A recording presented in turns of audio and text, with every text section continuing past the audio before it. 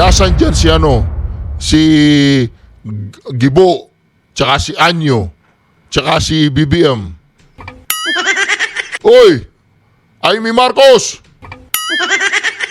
Di ba, wag tayong puro salita. Kailangan makita namin kung ano ba talaga ang mga charges na gusto mong ipataw sa mga taong lumabag sa ating batas, kumidnap at nagtaksil sa ating republika. Kailangan malinaw yan. Hindi nakasulat yan administrative charge, crime. Una, wala BBM! BBM! Wag ko katungo! Wala ko katungo! Dahil tumulo! Una! Alright, Reaction TPPH nagbabalik. Reaction. Napakaganda po ng mga pag-uusapan natin ngayong mga ka-reaction. Mandagin po ninyo, si BBM, sinusuka na po siya sa buong Pilipinas. Wala na po. Siguro ang mga sumusuporta sa kanya, mabibilang mo na lang sa kanyang mga daliri. Ayan o, sumisigaw siya. BBM. Ang mga tao na sinigaw. Ulitin po natin para marinig natin lahat, ha? Isingin ka rin una, wala BBM! BBM! Wag ko katungo! Wala ko katungo! Dahil tumulo! Una! Alright, para yatang si Amy Marcos ay lalo po siya nagpapakitang gilas. Lalo po yata niyang handa na po siyang makipag, anong tawag doon? Handa na po siyang ipagtapat na hindi siya Marcos, gano'n? Hindi, joke lang po, Marcos po siya, Marcos. Ang ibig ko po sabihin dito, yung kanyang pagbalik at nagsalita siya ngayon sa media, ay talagang nagpapakita po na ibang level po ang pinapakita ni Amy Marcos. So, disclaimer lang po ha, hindi po ako supporter ni Amy Marcos. Supporter po tayo ni Vice Presidente Sara Duterte, okay? Baka magkakaroon po tayo ng misunderstanding, pero pakinggan po natin ang sinabi dito ni Amy Marcos na kung saan talagang ready na po niyang durugin kung sino man ang may kasalanan. Talagang parang si Amy Marcos ang magiganti para kay Pangulong Duterte. Pero hindi man magandang pakinggan. Hindi man po magandang pakinggan ang sinabi ko na parang siya ang magiganti sa ating Pangulong Duterte. Pero sa kanyang mga ginagawa ngayon, sa kanyang mga aksyon, ay wala pong gumagawa nito sa mga kaalyado ng Pangulong Duterte. Yung ibig ko sabihin yung level na kung saan talaga nag-iimbestiga siya, mga pasabog niya, wala siyang pakialam kahit alam niya ang mapuputukan dito ay si Bongbong Marcos. Pero pakinggan muna po natin ito, di ba? We have to get, ano ba ang tawag doon? To give sinasabing benefits of the doubt. Di ba? Wag tayong masyadong mag-jump into conclusion.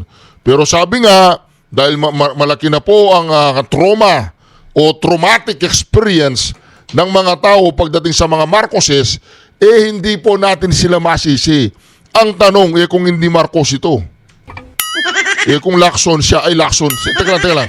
Kaya lang problema, Romualdez siya Sino bang mas corrupt? Mga Romualdez o mga Marcos? Di mo na alam, kung sino number one sa kanila. Pero at least, kung sakali mang hindi siya Marcos at Lacson siya, baka kumuha siya ng pag-uugali at kumuha siya ng way of thinking doon sa kanyang tunay na ama, yung Lacson, yung former mayor ng Manila. Kung totoo man na anak siya ni Lacson.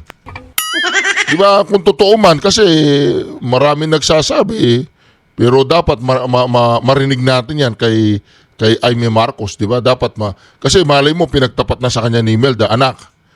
Ang tunay mong ama ay si former Mayor Lacson. Na-jombag niya ako, tapos hindi ko alam, buntis ako, pinakasalan ko naman si Ferdinand Marcos Sr. Umalay natin, ano lang yun, yung baka o kuro-kuro lang yun. Spekulasyon lang yun, okay? Pero naniniwala ako, nakita ni Ferdinand Marcos Sr. kasi Marcos nga, Jaime Marcos eh. Ang kulit nyo. Tigilan nyo na yung ano na yan, yung mga tinatawag nilang story. Diba? Ito, pakinggan po natin si Jaime Marcos, no? Kaya dito mga kareaksyon, makikita po natin dito. Kayo po ang umusga. Ang ginagawa ba ni Jaime Marcos ay isang pagpapanggap o talagang ito po ang kanyang misyon upang maiuwi ang Pangulong Duterte at may paggiganti ang Pangulong Duterte? Sino man ang may kagagawa sa katarantaduang nangyari sa ating Pangulong Duterte? Pakinggan po natin si Jaime Marcos. Masara yung investigasyon kasi marami pa ring mga issue. Masara yung investigasyon kasi marami pa ring mga issue katulad ng sinong tumulong sa ICC, yung tungkol sa eroplano. Hindi ko masara yung investigasyon kasi marami pa ring mga issue katulad ng sinong tumulong sa ICC, yung tungkol sa eroplano na nanatiling bukas at masalimuot. So, nais kong ipakita ang isang video na nagawa na ganito rin ang pahayag. Simulan po natin ang video na maaring mapanood ng ating mga kaibigan.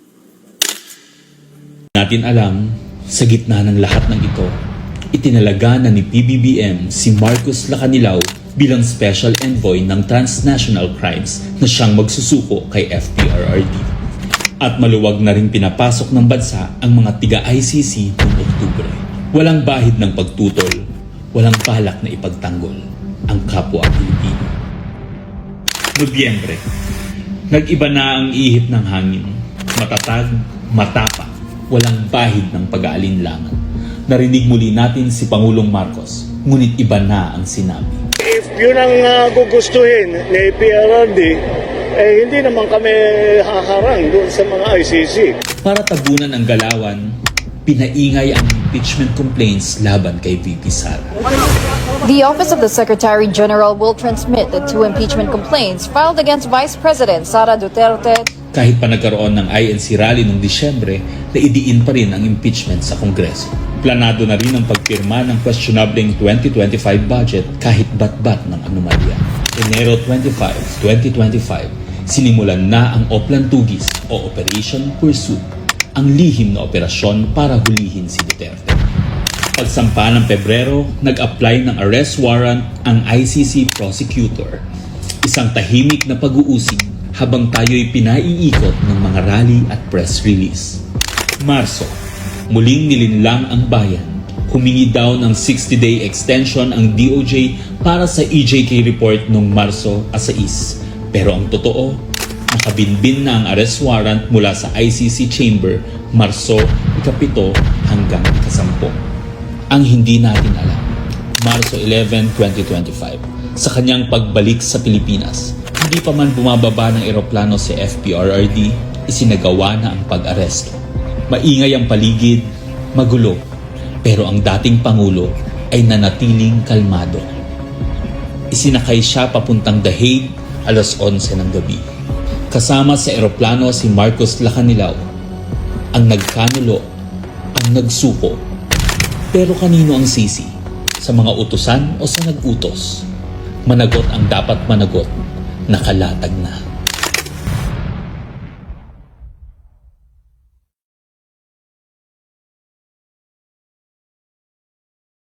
Alright, nakita po natin doon step by step kung paano po inimbestigan ni Jaime Marcos. Well, marami pong mga reaction natin dyan, tsaka mga kababayan natin dyan, medyo traumatic ba ang tawag dun? Na-traumatize sa mga Marcoses. Hindi po namin kayo masisi. Pero nakikita po natin ngayon ang hubad na katotohanan na wala pong kumikilo sa panahong ito upang ibunyag at hubaran ang administrasyong ito sa kanilang ginawang pag-aresto o pag-kidnap sa ating Pangulong Duterte ay kung hindi si Jaime Marcos lamang. Alam po natin mga kareaksyon na mapuputukan at mapuputukan dyan ang kanyang kapatid. Alam niya yan. Kaya lang baka half-brother nga lang niya. Di ba? Kasi mga kareaksyon, ganito yan. ang ginagawang lahat ni Jaime Marcos na yan, hindi na po natin mabubura yan sa record. Nasa record na po yan. Lahat ng mga inadmit, katulad ng inadmit ng dalawang magkapatid na Remula, katulad ng inadmit ni nila Canilaw, katulad ng inadmit ni Marbil na hindi niya alam kung sinong ituturo niya, kung sino nag-utos, ang Interpol. Kaya lang ang Interpol, hindi siya kumagat. Kasi baka mapahamak siya. So sabi niya, wala, hindi ka namin inutos. So, hindi ngayon masagot ni Marbil, hindi niya masabi-sabi na ang nag-utos sa kanya ay si Bongbong Marcos. O baka talagang hindi si Bongbong Marcos ang nag-utos sa kanya. Ngayon mga kareaksyon, ito po ang pinakamalupit dyan, mga kareaksyon, ang pinakamalupit po dyan, ay yung sino talaga ang mapuputukan? Sino talaga ang magkakaroon ng malupit na tinatawag nating pananagutan? Mga kareaksyon, sa ginagawa pong ito ni Jaime Marcos, sa marami niyang pag-iimbestiga dito sa nangyari sa Pangulong Duterte, ay kahit papaano, dapat po ba tayong sumuporta? Dapat po ba tayong sumuporta sa kanyang mga ginagawang hakbang upang malaman at matukoy ang tunay na nangyari dito, di ba? Dito sa pag-aresto sa Pangulong Duterte. Hindi ko masara yung investigasyon kasi marami pa ring mga issue katulad ng sinong tumulong sa ICC, yung tungkol sa eroplano na nanatiling bukas at masalimuot. O di ba? Doon lang talagang sa tingin ko lang po mga kareaksyon, magkakaroon pa po ng pang-apat na ba yan? Pang-apat na hearing o pangatlong hearing? Pangatlong hearing. Sa tingin ko lang kasi wari ko talagang hindi pa titigil si Jaime Marcos, hindi pa siya titigil. Pakinggan po natin to. Asher, ano-ano ang mga naging findings ni Senator Jaime Marcos kaugnay sa pag-aresto kay dating Pangulong Duterte? Bernard, tatlong further findings ang nilahad ni Senador Jaime Marcos matapos nga ang tatlong pagdinig ng Senate Committee on Foreign Relations. Kaugnay ito ng pag-aresto kay dating Pangulong Rodrigo Duterte at pagsuko sa kanya ng pamahalaan sa International Criminal Court o ICC. Una sa mga findings na inihayag ni Senador Jaime Marcos ay ang politically motivated ang pag-aresto kay dating Presidente Duterte. Inilahad nito ang malinaw na pattern ng major political incidents sa inilabas ng mga pahayag at aksyon ng administrasyon kaugnay ng ICC. Tinukoy din ito na ang pag-aresto sa dating Pangulo ay bahagi ng whole of government effort para pabagsakin ang mga Duterte, habang mayroon din anyang mga magkakaugnay na tangkang pagko-cover up o pagtatakip sa mga detalye at mga motibo sa likod ng pag-aresto. Maliwanag ang pag-aresto kay dating Pangulo ay bahagi ng malawakang pagsisikap ng gobyerno na pabagsakin ang mga Duterte bago mag-2028 election pa.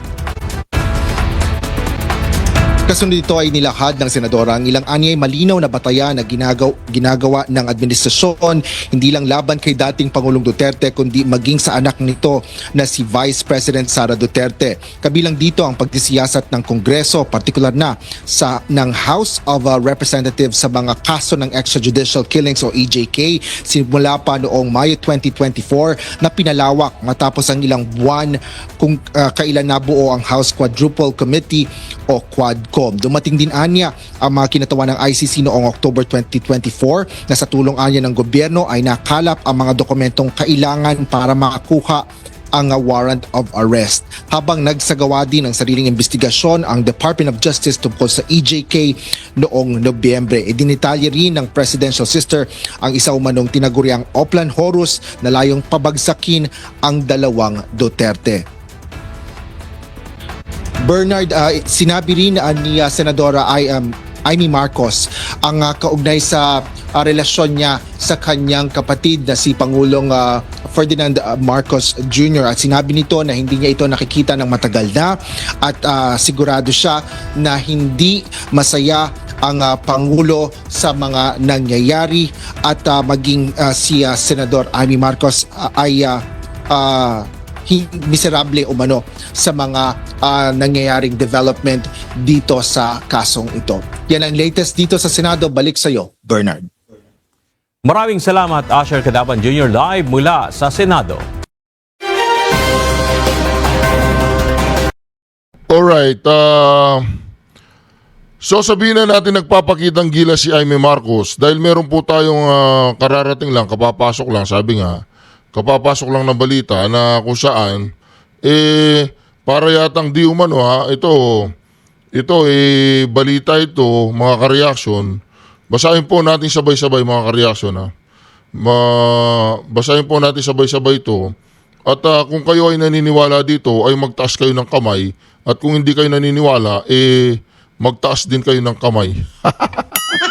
Ito po mga ka-reaction. Tingnan po natin Kasulat dyan, Senate Foreign Relation Committee Chairperson Amy Marcos recommends criminal and administrative charges against top official over alleged irregularities in the arrest, detention, and turnover of former President Rodrigo Roa Duterte to the International Criminal Court. Among those named Justice Secretary Jesus Crispin Remula, DILG Secretary John Vic Remula, PNP Chief General Romel Marbil, PNP CIDG Chief Major General Nicolas Torre, Special Envoy on Transnational Crime Marcos Lacanilaw. Nasaan dyan si Gibo, tsaka si Anyo, tsaka si BBM. Oy, Amy Marcos! Di ba, wag tayong puro salita. Kailangan makita namin kung ano ba talaga ang mga charges na gusto mong ipataw sa mga taong lumabag sa ating batas, kumidnap at nagtaksil sa ating republika. Kailangan malinaw yan. Hindi nakasulat yan administrative charge, criminal. Ano yung mga kaso yan? Kidnapping, extrajudicial rendition, ano bang tawag dyan? Ano bang criminal case? Criminal charges ang ipapataw mo sa kanila. Hoy, Madam Amy Marcos, madaling magsalita.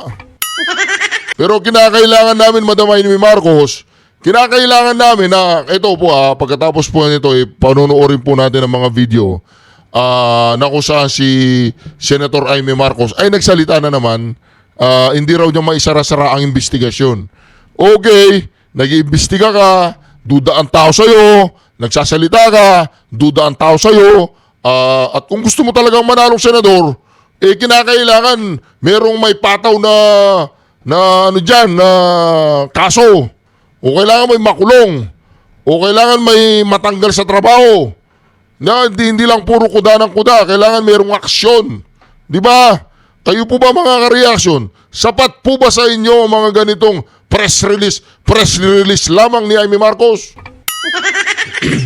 Di ba? Bibigyan po natin siya ng benefits of the doubt, pero Amy Marcos ka ba o lakson? Basta't Amy, aksyon, hindi bunganga. Bunganga, wala tayong mga mapapala dyan sa bunganga ng bunganga. Diba kasi baka nagmana ka sa kapatid mong sinungaling. Fake news. Di po ba mga ka-reaction? Kaya dito mga ka-reaction ang mga taong bayan, kasi dito malinaw po Pakinggan po natin ang sinabi ni Menardo Guevara. Malinaw na paglabag sa batas ang ginawa nilang pag-aresto o pag-kidnap sa ating Pangulong Duterte. Ito po, pakinggan po natin si Menardo Guevara. So how do you balance these two competing interests? By imposing that 1-year period within which the ICC prosecutor may initiate his investigation before the effectivity of the withdrawal of that stay. Yun po yung balancing factor, that 1-year period. But in this case po, ang nangyari, na nag-take effect na po yung ating withdrawal in March of 2019, and yet, nung 2021 lang, more than 2 years later, nung nag-trigger ng exercise of jurisdiction. Kasi hindi naman po pwedeng forever, perpetually nakatutok sa atin ang ICC kahit na hindi na po tayo membro ng ICC. Yun po ang paliwanag kung bakit there is no legal duty on the part of the Philippine government to cooperate. As I said, it's a political decision. But from a legal standpoint, the President has made it a point, has emphasized that we have no legal duty to cooperate. Now, the other major consideration po is on the issue of admissibility or the principle of complementarity, na which says na ang may primary jurisdiction to investigate all offenses and crimes that happened within Philippine territory belong to the national domestic institutions. At kung hindi po nagfa-function like yan, like some rogue states, I wouldn't say in what continent or what, then that's the time that the ICC should enter. Pero hindi naman po tayo nasa kategory ng isang rogue state. We have a functioning legal system. We have a functioning judicial system. So while it may not be perfect, what we have been emphasizing is it's there, it's in place, it's working. We all know that. Kung tayo po may problema sa hustisya, we still go to our national institutions.